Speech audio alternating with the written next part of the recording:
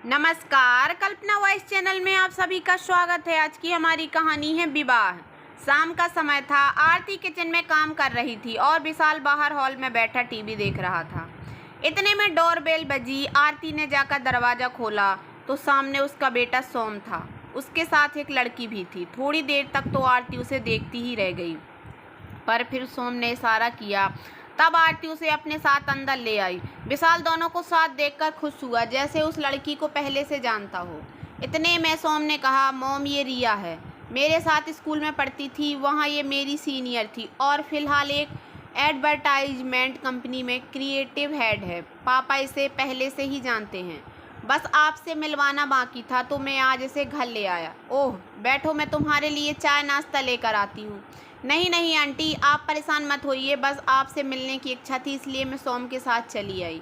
चाय नाश्ता फिर किसी दिन। रिया कुछ देर रुककर वहाँ से रवाना हो गई, पर जब तक वो वहाँ रही आरती जी का पूरा ध्यान सोम और रिया पर ही रहा।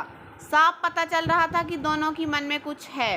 रिया ने भी अपने बारे में आरती जी को सब कुछ बताया। थोड़ी देर बाद जब सोम रिया को बाहर छोड़कर आया तो उसके आते ही आरती ने पूछा, बहुत क्लोज फ्रेंड है तुम्हारी? मॉम, हम दोनों शादी करना चाहते हैं, पर तुम्हारा और उसका तो कोई मैच ही नहीं है। वह लड़की अपनी फील्ड में काफ़ी सक्सेसफुल है, जबकि तुमने तो अभी शुरुआत ही की है। तुमसे ज़्यादा टैलेंटेड और ज़्यादा कमाने वाली है। भला तुम दोनों की शादी कैसे हो सकती है? ओह मॉम, क्यों इतना सोच रही हैं आप? Just chill. देखिए, आपकी जनरेशन में और हमारी जनरेशन में बहुत फ़र्क आ चुका है। मैं ऐसा नहीं हूँ और हमें कोई दिक्कत नहीं है। सोम सोच ले, एक बार कदम उठा लिया तो वापस पीछे न कर पाएगा। हम कितना ही मॉडर्न बन जाएं, लेकिन हम सच्चाई का सामना नहीं कर पाते, और सच्चाई यही है कि पुरुष अपने से ज़्यादा प्रतिभाशाली स्त्री के साथ शादीशुदा ज़िंदगी इतनी आसानी से नहीं निभा पाते। मुझे कोई फ़र्क नहीं पड़ता कि रिया मुझसे ज़्यादा कमाती है या मुझसे ज़्यादा टैलेंटेड है। We love each other, that's it. देख सोम, हम जिस सोसाइटी में रहते हैं ना, वहाँ दैट्स इट कहकर काम नहीं चलता। तू झेल भी नहीं पाएगा, इतना सुनने को मिलेगा। मॉम, मेरी लाइफ है, मैं हैंडल कर लूँगा। बेटा सच्चाई का सामना भी नहीं कर पाएगा, क्योंकि लड़कियाँ एक बार फिर भी झेल लेती हैं, लेकिन लड़के वो तो बिल्कुल बर्दाश्त नहीं कर पाते। मैंने कह दिया ना, मुझे शादी करनी है तो सिर्फ रिया से, उसके अलावा कोई नहीं। ऐसा कहकर सोम तो घर से बाहर निकल गया और पीछे उसके माता पिता आरती और विशाल बैठे रह गए। तुम मान क्यों नहीं जाती? अभी तो सोम हमारी परमिशन का इंतज़ार कर रहा है, लेकिन हम नहीं माने तो जानती हो ना कि वह कोर्ट मैरिज कर सकता है। तुम आज की जनरेशन को रोक सकती हो क्या? जानती हूँ, अच्छी तरह से जानती हूँ। मैं आज की जनरेशन को रोक नहीं सकती, पर समझाना मेरा फ़र्ज है। क्या समझा रही हो? तुम तो खुद समझ नहीं रही हो। वह दोनों शादी करना चाहते हैं, आखिर प्रॉब्लम क्या है तुम्हारी? बातों को सुनकर कोई कह सकता है कि तुम एजुकेटेड हो। तुम भी समझने की कोशिश करो विशाल। रिया और सोम में बहुत फ़र्क है। रिया एक महत्वाकांक्षी लड़की है, टैलेंटेड है और सोम के कंपेयर में काफ़ी ऊंची पोस्ट पर है। सोम अभी सिर्फ प्यार में पागल होकर यह सब कह रहा है, पर तुम अच्छी तरह जानते हो कि एक पुरुष कभी भी अपने से ज़्यादा प्रतिभाशाली स्त्री के साथ एडजस्ट नहीं कर पाता। But they love each other. शादी करना चाहते हो, हर्ज क्या है? बड़े हैं, समझदार है दोनों, पर तुम और तुम्हारी बातें पता नहीं क्या बात मन में लिए बैठी हो। लोगों की शादी में पापा विलेन होते हो और यह अपने बेटे की शादी में तुम औरतों की लीला तो तुम ही जानो। विशाल ने ताना मारा। क्या सचमुच? आरती की तरफ से आए इस सवाल से विशाल झेप गया, फिर थोड़ी संभल कर बोला, कहना क्या चाहती हो तुम? रहने दो विशाल, तुम नहीं समझोगे। आरती चुपचाप अपने कमरे में चली गई। विशाल भी उसके पीछे पीछे कमरे में आया और दरवाजे पर खड़ा होकर बोलने लगा, कहना क्या चाहती हो? बात खुलकर बोलो। क्या हमेशा का लगा रखा है तुमने कि तुम नहीं समझोगे? समझाओ, क्या समझाना चाहती हो तुम मुझे? एक लंबी आह भरते हुए आरती ने कहा, हाँ। क्या तुम पुरुषों के लिए आसान है एक प्रतिभाशाली स्त्री से विवाह करना, और विवाह कर लिया तो उसके बाद उसका निवाह करना? थोड़ा रुक कर तुम कर पाए थे? आरती के सवाल से कमरे में मौन पसर गया और विशाल चुपचाप हाल में आकर सोफे पर बैठ गया। आरती के इस सवाल से विशाल को झकझोर कर रख दिया था। आज उसकी पिछली जिंदगी फ्लैशबैक की तरह उसके सामने थी, जहां विशाल के माता पिता, भाई भाभी, पूरा भरा परिवार था। विशाल देखने में हैंडसम था, पर आत्मविश्वास की कमी थी। विशाल की नई नई बैंक में जॉब लगी थी। माता पिता बहुत खुश थे और उसके लिए लड़की देखना शुरू कर चुके थे। आखिर बेटा बैंक में लगा है तो पूरी तरह से इस बात को कैश भी तो किया जाएगा, इसलिए जहां से अच्छा दहेज मिले ऐसी जगह रिश्ता देखा जा रहा था। उसने बैंक में क्लर्क बनकर नौकरी ज्वाइन की थी। वहीं उसकी मुलाकात अपनी बैंक मैनेजर से हुई। आरती दिखने में भी काफ़ी सुंदर थी, साथ ही साथ उसकी पर्सनालिटी ऐसी थी कि हर कोई उससे प्रभावित हुए बगैर नहीं रहता। बिल्कुल विश्वास से भरी हुई, बैंक के कार्य ही नहीं अपितु किसी भी मुद्दे पर आरती से बुलवा लीजिए, वह किसी भी मुद्दे पर बेहिचक पूरे परिवार के साथ बोलती थी और यही अदा विशाल को उसका दीवाना किए जाती थी। विशाल को आरती पहली नज़र में ही भा गई थी। विशाल मन ही मन उसे बहुत चाहता था पर कभी कह नहीं पाता था। आरती जितनी विश्वास से भरी हुई थी, विशाल में उतना आधा भी विश्वास नहीं था। आरती अचानक से अगर विशाल से कोई सवाल पूछ ले तो उसके सामने वो कई बार सकपका जाता था और हकलाना शुरू कर देता था और उसकी हकलाहट देखकर आरती की हंसी छूट जाती। आरती को भी विशाल की सादगी पसंद थी पर प्यार ब्याह जैसी कोई बात नहीं थी। एक शाम की बात है, ऑफिस बंद होने के बाद दोनों अपने घर के लिए रवाना हुए तो रास्ते में आरती की गाड़ी खराब हो गई। विशाल उस समय उसी रोड से जा रहा था तो उसने आरती की मदद की। उस दिन पहली बार आरती ने विशाल को नोटिस किया था। धीरे धीरे आरती को भी विशाल का साथ अच्छा लगने लगा था। दोनों में मुलाकातें बढ़ने लगी थी। ऑफिस के बाद भी कई बार कॉफ़ी शॉप में बैठकर बातें कर रहे होते थे। उनकी यही दोस्ती धीरे धीरे प्यार में तब्दील हो गई। दोनों शादी करना चाहते थे। जब दोनों ने अपने अपने घरों में इस बारे में बात की तो दोनों घरों में ऐसी स्थिति हो गई जैसे किसी में बम फोड़ दिए हों। आरती के माता पिता ने आरती को खूब समझाया कि विशाल तुम्हारे स्टेटस का नहीं है, तुमसे कम कमाता है, पर उस समय वह विशाल के प्यार में अंधी हो चुकी थी। उसे विशाल के सिवा कोई नहीं दिख रहा था। वह दूसरी तरफ विशाल के माता पिता भी खुश नहीं थे, पर जब किसी पारिवारिक दोस्त ने समझाया कि आरती विशाल से ज़्यादा ऊंचे ओहदे पर है और ज़्यादा कमाती है तो पैसों का लालच से ही सही बेटे के सामने झुककर उसकी शादी को तैयार हो गए। पर उसकी भी एक शर्त यहाँ थी कि आरती को घर भी संभालना पड़ेगा और साथ ही साथ रीति रिवाज मानने पड़ेंगे। आखिर काफ़ी सारे हंगामे और मान मनुहार के बाद दोनों की शादी हुई। चलते फिरते लोगों ने ताने भी बहुत मारे पर फिर भी दोनों अपने रास्ते से न डिगे। पर असल परीक्षा तो शादी के बाद शुरू होनी थी। अगर किसी घर में कुछ अच्छा हो रहा हो तो भड़काने वाले कम नहीं होते हैं। बस वही सब इन दोनों के साथ होने लगा। आरती ने शादी के बाद भी नौकरी जारी रखी। आते जाते लोग जेठानी के दिमाग में यह भरने लगे कि भाई तू तो अपनी देवरानी की नौकरानी बनकर रह गई। वह तो सुबह सुबह उठकर अपना समय व्यर्थ कर तैयार होकर ऑफिस चली जाती है और सारा काम जेठानी को संभालना पड़ता। इसका नतीजा यह हुआ कि महज 2 महीने में ही घर में 2 चूल्हे हो गए, जिसका जिम्मेदार भी आरती को ठहरा दिया गया। पहले जहां जेठानी के साथ मिलकर आरती घर का काम कर लेती थी, वहीं अब पूरा काम आरती की जिम्मेदारी हो गया। आरती सुबह उठकर घर का सारा काम ऑफिस जाती और वापस आने पर कोल्हू के बैल की तरह दोबारा घर के काम में लग जाती। पर फिर भी सास ससुर खुश न होते। हाँ, महीने की शुरुआत में पगार लेने को तैयार जरूर हो जाते। काम तो कोई करता नहीं था, पर आरती को ही 2 बातें और सुना दी जाती। विशाल अगर आरती की मदद करना चाहे तो उसे जोरू का गुलाम जैसे शब्दों से नवाजा जाता।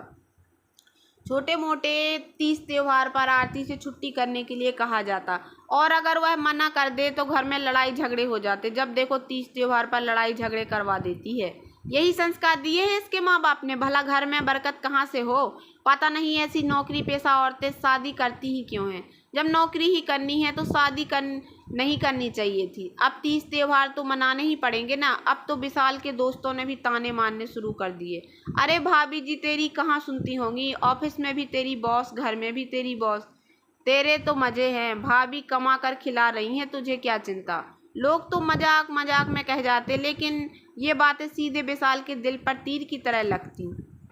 बाहर तो बाहर घर वाले भी क्या कम थे। जब भी घर में कोई बात होती तो ताने विशाल को सुनने को मिलते। तेरी बीवी तेरी बॉस होगी तो तू ही सुनेगा, न हम नहीं। अब तो कोई ना कोई बात पर आरती और विशाल के बीच में झगड़े हो जाते।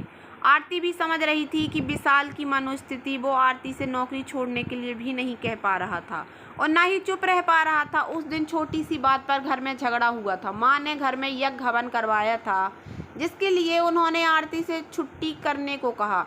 अब जिस दिन हवन था उसी दिन ऑफिस में इंस्पेक्शन आया हुआ था। आरती मैनेजर थी, इसलिए जाहिर सी बात है आरती का ऑफिस में होना ज़रूरी था, इसलिए आरती का छुट्टी करना संभव न था। बस इसी बात का बतंगड़ बनाकर माँ ने झगड़ा शुरू कर दिया। बात बहुत बढ़ गई। जब पुरुष अपने दम को नहीं जीत पाता तो वह औरत को दबाना शुरू करता है।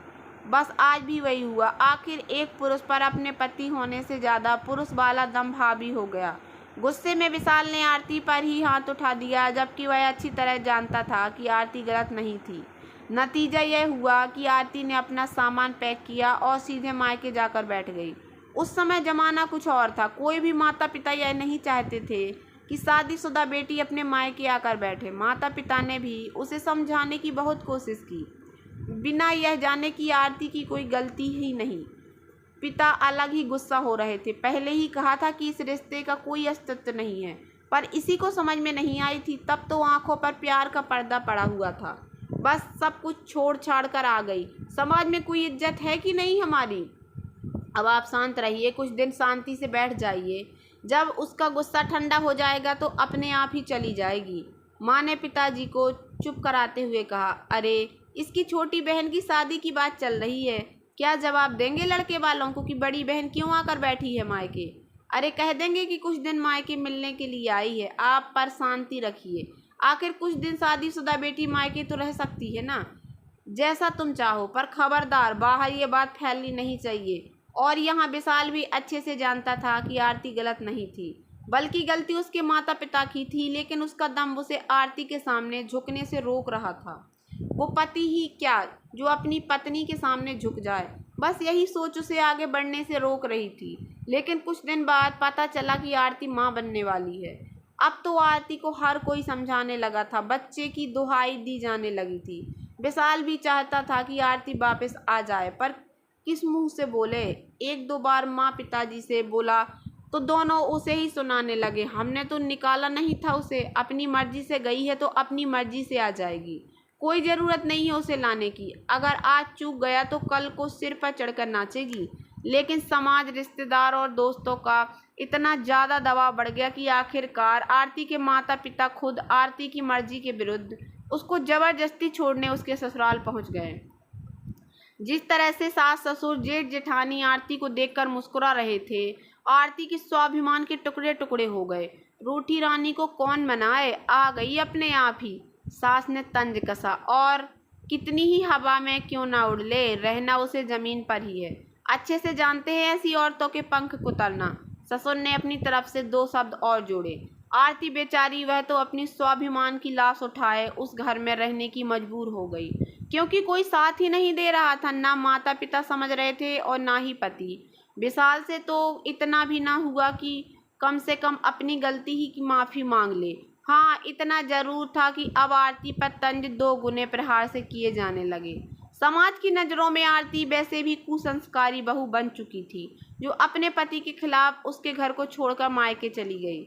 गर्भावस्था के 2 महीने आरती पर बहुत भारी पड़ रहे थे। घर का काम ऊपर से जॉब, दोनों को संभालना आरती के बस की बात नहीं थी। ऊपर से गर्भावस्था की अलग समस्याएं, ढंग से खान पान ना होना और ज़रूरत से ज़्यादा काम, प्रेशर के कारण आरती की तबीयत बिगड़ने लगी थी। पहले से ज़्यादा कमज़ोर होने लगी थी, लेकिन किसी को कुछ लेना देना नहीं था। हालांकि विशाल अपनी तरफ से खाने पीने का सामान मुहैया करा देता था, पर अब आरती के मन में ना तो पहले जैसा प्यार था और ना ही सम्मान, इसलिए वह भी ज़्यादा कुछ विशाल की केयर तरफ ध्यान न देती। 9वें महीने में आरती ने सोम को जन्म दिया। पोता होने पर ही सभी आरती की थोड़ी पूछ बढ़ चुकी थी ससुराल में, क्योंकि बड़ी बहू के तो सिर्फ एक बेटी थी। पोता होने पर माता पिता ने बहुत खुशियां मनाई। जिस सास ने पूरे गर्भावस्था में कभी ध्यान न रखा, वही सास अब आरती का पूरा ध्यान रखने लगी थी। आगे से आगे आरती के खान पान का पूरा ध्यान रखा जाता था। सोम के 3 महीने के होते ही आरती ने दोबारा नौकरी ज्वाइन करनी चाहिए, तो इस बात का भी बखेड़ा खड़ा हो गया। लो, बच्चे को छोड़कर नौकरी पर जाने को तैयार हो गई। तुम आजकल की लड़कियों के ममता नाम की कोई चीज़ है या नहीं? बच्चे क्या हमारे भरोसे जने हैं, बच्चे का ध्यान कौन रखेगा। छोड़ो ये नौकरी वोकरी के ढकोसले, घर बैठो और घर बैठकर अपने बच्चे पालो। अरे विशाल, तू क्यों नहीं समझा रहा अपनी पत्नी को। ऐसे क्या पत्नी की कमाई का लालच तुझे, अपने बच्चे पर भी नहीं ध्यान दे रहा। सोम के होने के बाद विशाल को भी बहाना मिल गया और उसने साफ साफ शब्दों में आरती को कह दिया, आरती क्यों जिद कर रही हो। सोम की परवरिश के लिए जॉब छोड़ दो, पहले बच्चा जरूरी है। दो टूक जवाब में विशाल ने बात को ख़त्म कर दिया। एक बार भी आरती से यह पूछना ठीक न समझा कि वह क्या चाहती है।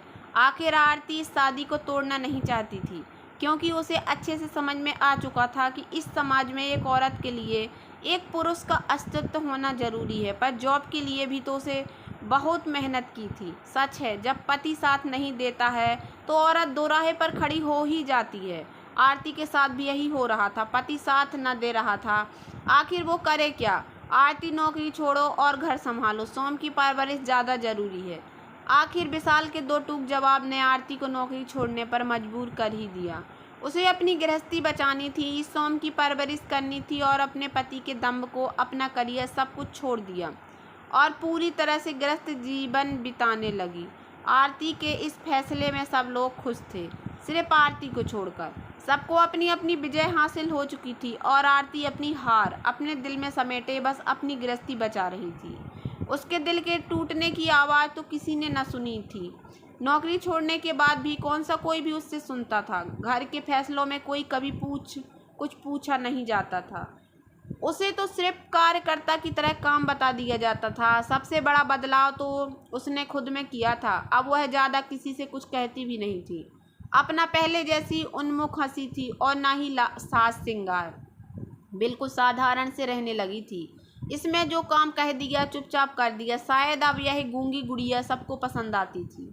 समय यूं ही चलता रहा। सास ससुर माता पिता स्वर्ग से धार गए, पर आज जब सोम ने रिया से शादी की बात की तो अतीत उठकर सामने खड़ा हो गया, जिसमें आरती को अपने अस्तित्व के टुकड़े टुकड़े नजर आ रहे थे। वही विशाल को नजर आ रहा था तो सिर्फ अपना दम्भ, कि कैसे उसने आरती के अरमानों को कुचल डाला था। जिन खूबियों को देखकर वह आरती का दीवाना हो गया था, वही खूबियां बाद में कमियों में बदल गईं। क्यों बर्दाश्त नहीं कर पाया था अपनी पत्नी के आत्मविश्वास को, क्यों चल नहीं पा रहा था उसकी सच्चाई को। इसलिए कि वह भी इसी समाज का हिस्सा था, सिर्फ इसलिए कि वो एक पुरुष था। और आज जब उसका बेटा अपने से प्रतिभाशाली स्त्री से विवाह करना चाहता है तो वह अपने बेटे के पक्ष में खड़ा हो गया, जबकि उस समय अपनी पत्नी की प्रतिभा को वह बर्दाश्त भी नहीं कर पाया था। आरती कुछ गलत तो नहीं कह रही थी, वह तो सिर्फ आईने के सामने विशाल को खड़ा कर रही थी। उस आईना दिखा रही थी जो कटु सत्य से भरा हुआ था। आईने के सामने अपनी सत्य अवस्था को देखकर विशाल क्यों घबरा रहा था, क्यों नजरें उठाकर अपनी अवस्था को देख नहीं पा रहा था। क्या उस समय उस पर उसका पुरुषत्व हावी नहीं हुआ था। थोड़ी देर बाद दरवाज़ा बंद होने की आवाज़ आई, जिससे विशाल की तंद्रा टूटी। शायद आरती छत पर से कपड़े लेकर नीचे आ रही थी। छत पर से कपड़े लाने के बाद उन्हें तय कर अलमारी में रखने लगी। कपड़ों की अलमारी में रख सुबह की सब्जियों की तैयारी करने लगी। आरती की शुरू से ही आदत है, वह सुबह क्या बनेगा वो सब्जियां सुधार कर रखती है ताकि सुबह लेट ना हो। अभी भी डाइनिंग टेबल पर बैठकर वह कल सुबह के लिए पालक सुधार रही है। विशाल आरती को बड़े गौर से देख रहा था। हाँ, यही तो है वो जिससे मैंने प्रेम विवाह किया था। इसके लिए ही तो दब्बू होने के बावजूद मैं अपने माता पिता से भी लड़ गया था। इसका आत्मविश्वास मुझे बहुत अच्छा लगता था। इसका उस समय बेबाकी से कुछ भी बोल देना मेरे दिल को भा गया था। पर आज यह चुप रहती है, मुझसे ज़्यादा बात तक नहीं करती। बालों में से चांदी की चमकने लगी है, हल्की हल्की झुर्रियाँ भी पड़ने लगी हैं, आंखों पर चश्मा भी चढ़ चुका है, बेतरतीब तरीके से जूड़ा बांध रखा है। कोई देख कर कह सकता है कि किसी ज़माने में एक बैंक में मैनेजर हुआ करती थी। इसके मेरे साथ अपनी गृहस्थी बसाई थी, घर में ही इसका साथ न दे पाया। हाँ, यही तो है वो जो मुझसे भी ज़्यादा प्रतिभाशाली थी, मुझसे भी एक कदम आगे थी। पर पता नहीं क्यों मैं ही इसकी प्रतिभा को झेल नहीं पाया। क्यों समाज और परिवार वालों की बातों में आकर मैंने इसके अरमानों का गला घोट दिया और यह फिर भी मेरा साथ दे रही है। विशाल अपनी जगह से उठा और आरती के पास जाकर डाइनिंग टेबल पर बैठ गया। कुछ चाहिए था आपको? हाँ कहिए। माफ़ी चाहिए थी। आरती ने हैरानी से विशाल की तरफ देखा। एक पुरुष कभी अपनी पत्नी से माफ़ी नहीं मांगता। और अगर मांगेगा तो उसकी पत्नी हमेशा उसके लिए सिर चढ़कर नाचेगी। अपने पिताजी की बात भूल गए? आरती ने व्यंग्यात्मक तरीके से कहा। जानता हूँ, मैंने तुम्हें बहुत दुख दिए हैं। आज मैं अपने सभी गुनाहों की तुमसे माफ़ी मांगता हूँ। अब क्या फ़ायदा, वो वक्त तो चला गया, वो लोग भी चले गए जिनके सामने मुझे बार बार बेइज्जत की होना पड़ा था। देखो, मैंने तो खुद भी को भी बदल लिया है। अब तो मैं पहले वाली आरती भी नहीं रही। फिर अब क्यों माफ़ी? किसे पता चलेगा कि एक पुरुष ने अपनी हार स्वीकार कर ली है, पर मैं तो हूँ उन गुनाहों का बराबर हिस्सेदार। मुझे पता है, मैंने तुमसे माफ़ी मांगी अपने गुनाहों की, तुमसे तुम्हारा अस्तित्व छीनने के लिए, अपने माता पिता के गुनाहों की, अपने बेटे को उकसाने के लिए तुम्हारे माता पिता के गुनाहों की, अपनी बेटी का साथ न देने के लिए आज बेटे पर पड़ी तो झट से बदल गए। कल को रिया के साथ ऐसा हुआ तो हम है ना, संभाल लेंगे। बस तुम मुझे माफ़ कर दो। क्यों चाहते हो माफ़ी मुझसे? अगर तुम मुझे माफ़ नहीं कर पाई तो तुम सोम को भी शादी के लिए हाँ नहीं कर पाओगी। मेरी गलती की सज़ा सोम क्यों भुगते? काफ़ी देर तक कमरे में मौन पसरा रहा। मौन तोड़ते हुए आरती ने कहा, माफ़ करने के अलावा मेरे पास बचा भी क्या है? सब कुछ तो खो चुका है। अब तो कुछ पलट कर भी वापस नहीं आ सकता। नहीं, इस बार दिल से माफ़ी चाहिए। ज़बरदस्ती की माफ़ी नहीं चाहिए। चाहो तो सज़ा दे दूँ। सज़ा देने की हैसियत तो कभी भी नहीं थी मेरी, सिर्फ सज़ा सुनने की हैसियत थी मेरी। पर इस बार तुम्हारी हैसियत है सज़ा सुनाने की, अपने दिल की बात बताने की। दिल की बात वो क्या होती है? आज तक किसी ने नहीं पूछा मुझसे, पर आज मैं पूछ रहा हूँ। तुम्हारा पति, मेरा पति, वो पति जो अपनी पत्नी की प्रतिभा को झेल ही ना पाया। बस करो अब साफ, माफ़ कर दो। विशाल दोनों हाथ जोड़कर आरती के सामने खड़ा हो गया। आरती बहुत देर तक विशाल को निहारती रही। उसकी आंखों से निरंतर आंसू बह रहे थे। फिर उसने अपने आंसू पोंछकर बोली, एक शर्त पर, आप अपने पिता की तरह ससुर नहीं बनेंगे। बिल्कुल नहीं। अचानक डोरबेल बजी। आरती उठकर जाने लगी तो विशाल ने रोक दिया। तुम रुको, मैं देख कर आता हूँ। सोम ही होगा। विशाल ने जाकर दरवाज़ा खोला, देखा तो सोम घर आ चुका था। सोम चुपचाप अपने कमरे की तरफ चला गया। विशाल को वहीं छोड़कर आरती के कमरे की तरफ बढ़ गई। सोम, सो रहे हो? नो मॉम, अभी नींद नहीं आ रही। क्या हम बात कर सकते हैं? हाँ, क्यों नहीं। आरती सोम के कमरे में उसके बेड पर जाकर बैठ गई। काफ़ी देर तक कमरे में खामोशी छाई रही। फिर आरती ने कहा, रिया बहुत ही अच्छी लड़की है।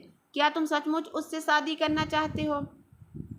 यह क्या सवाल है मॉम? मैं उससे शादी करना चाहता हूँ, तभी तो आपसे मिलवाया था। क्या तुम बर्दाश्त कर पाओगे कि वह तुमसे ज़्यादा कमाती है, तुमसे ज़्यादा टैलेंटेड और सक्सेसफुल है? मॉम, यह सब बातें पहले हुआ करती थी, अब इन बातों का कोई तुक नहीं। आजकल लड़के लड़कियां बहुत बोल्ड हो गए, काफ़ी सोच समझकर कदम उठाते हैं। आपको क्या लगता है, इस डिसीजन तक पहुंचने के पहले हम लोगों ने आपस में डिस्कस नहीं किया होगा? हमने भी पूरा वक्त लिया है मॉम, पर क्या वह घर संभाल पाएगी? मॉम, घर संभालना सिर्फ लड़कियों का ही काम नहीं होता। आजकल लड़के लड़कियां मिलकर घर संभालते हैं। गए वो ज़माने जब अकेली लड़की को घर संभालना पड़ता था। आजकल वाइफ हस्बैंड दोनों नौकरी पेशा होते हैं, दोनों ही मिलकर घर संभालते भी हैं। काम करने के लिए सर्वेंट हर कोई रखता है, और जॉब के चलते अगर वह कोई त्योहार पर पूरा वक्त घर में नहीं दे पाई तो यह तो अंडरस्टैंडिंग की बात है मम्मा। उसकी ज़रूरत उस समय कहाँ पर ज़्यादा है, उसे देखकर तो डिसीजन लिया जाएगा। अच्छा, और मेल ईगो नहीं होगी तुम्हारे अंदर की मेरी वाइफ मुझसे ज़्यादा कमाती है? कल को तुम्हारे दोस्त और रिश्तेदार कोई तुम्हारा मजाक बनाएगा तो फेस कर पाओगे ये सब? क्या मॉम, आप भी कौन सी सदी के बातें करती हो? रिया मुझसे ज़्यादा टैलेंटेड है तो इसके पास मुझसे बेटर जॉब है और इनकम सोर्स भी। इससे गलत क्या है? काश मॉम आप वेल एजुकेटेड होती तो कम से कम आप मेरे दिल की बात समझ पाती। एक वर्किंग वूमेन अपने आप को बहुत हार्ड वर्क के साथ इस्टेब्लिश करती है, पर क्या कर सकते हैं अब मम्मा, आप जैसी हाउस वाइफ समझ ही नहीं पाती उनके हार्ड वर्क को। योर मम्मा बाज ए बैंक मैनेजर, अब की बार विशाल ने कहा, जो काफ़ी देर से दोनों माँ बेटे की बातें सुन रहा था। उसकी बात सुनकर सोम बिल्कुल चुप हो गया, हैरानी के साथ। अब कभी अपनी माँ को देखता तो कभी अपने पिता को। पापा, आप मजाक कर रहे हो? सोम ने अपने पिता से कहा। नहीं, तुम्हारे पापा सच कह रहे हैं, आरती ने कहा। आपने तो कभी मुझे बताया ही नहीं और आपके रहन सहन से कभी लगा ही नहीं कि आप इतनी वेल एजुकेटेड रही होंगी और मैनेजर रही थी। आपने अपना इतना अच्छा करियर क्यों छोड़ दिया मेरे कारण? क्या आज तुम्हारी माँ तुम्हारी शादी के लिए हाँ नहीं कर रही, उसके पीछे सबसे बड़ा कारण मैं ही हूँ। मैंने भी तुम्हारी माँ से प्रेम विवाह किया था, पर समाज, परिवार, दोस्तों के कारण मैं तुम्हारी माँ की प्रतिभा को झेल नहीं पाया था और उस दम्भ की इतिश्री तुम्हारे माँ की करियर को छोड़ने से हुआ था। कुछ देर के लिए कमरे में मौन पसर गया। किसी को भी समझ में नहीं आ रहा था कि कौन क्या बोले। तभी आरती ने कहा, देख बेटा, मुझे तेरी और रिया की शादी से कोई प्रॉब्लम नहीं है, पर इस चीज़ को हमेशा याद रखना, दूसरों के कहने पर आकर अपने घर को बर्बाद मत करना और अपनी पत्नी की ख्वाहिशों को मत मानना, क्योंकि जब ख्वाहिशें मरती हैं तो बहुत दर्द होता है और जो दर्द मैंने झेला है वो रिया नहीं झेलेगी। मैं इस घर में एक और आरती नहीं चाहती। अगर इतनी शर्त मंजूर है तो मुझे इस शादी से कोई ऐतराज़ नहीं। सोम अपनी माँ की बात सुनकर खुशी से फूला नहीं समाया। नहीं माँ, मैं रिया के साथ कभी ऐसा नहीं करूँगा। उसके सपने मेरे सपने हैं और सबसे बड़ी बात, आप मेरे साथ हो। आपको तो अच्छे से पता है एक वर्किंग वूमेन का हार्ड वर्क, उसकी समस्याएं आपसे बेहतर कौन समझ सकता है। फिर क्या था, जल्दी ही आरती और विशाल रिया के माता पिता से मिले और दोनों की शादी पक्की कर दी। अच्छा सा मुहूर्त देखकर रिया और सोम की शादी कर दी गई। आज दोनों राजी खुशी अपना जीवन व्यतीत कर रहे हैं। ऐसा नहीं है कि ताने मारने वाले आज के समाज में ख़त्म हो चुके हैं, वो तो हर दौर में मौजूद रहेंगे ही। यह तो आप पर निर्भर करता है कि आप उन बातों को किस तरीके से हैंडल करते हो। तो दोस्तों, कैसी लगी आप लोगों को मेरी ये कहानी? अगर कहानी पसंद आई हो तो प्लीज़ मेरे वीडियो को लाइक कर देना। चैनल पर नए आए हों तो प्लीज़ सब्सक्राइब कर लेना और ज़्यादा से ज़्यादा शेयर करना। धन्यवाद दोस्तों।